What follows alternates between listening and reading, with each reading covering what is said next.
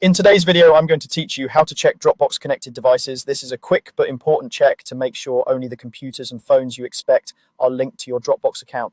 It's especially helpful after you upgrade a device, use a shared computer, or simply want a periodic security review. Start by opening your preferred web browser and going to Dropbox.com. This process works best on a desktop browser, but it's fine on a laptop too.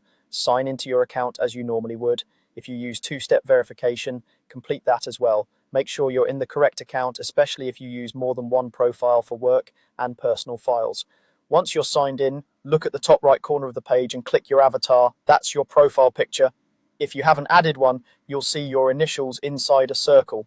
If you don't see the avatar right away, resize your browser or scroll slightly so the header is visible.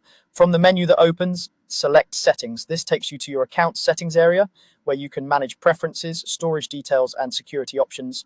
At the top of the settings page, you'll see several tabs. Click the Security tab to open your security controls and activity details. On the Security page, scroll down until you reach the Devices section. This section is dedicated to hardware that's currently linked to your Dropbox account. Give the page a moment to load everything. If you have multiple devices, you might see a short list that expands as you scroll. Here you'll see each connected computer or mobile device, often with the device name, platform, or operating system, and a last active time. Use this information to recognize your current laptop, desktop, tablet, and phone.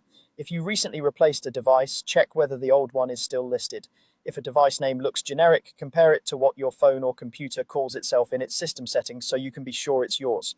If anything in the list looks unfamiliar or out of place, take a moment to think about whether you used a temporary device or logged in on a shared computer. When in doubt, it's a good idea to review your broader security settings, update your password, and make sure two-step verification is turned on for extra protection. That's all there is to it.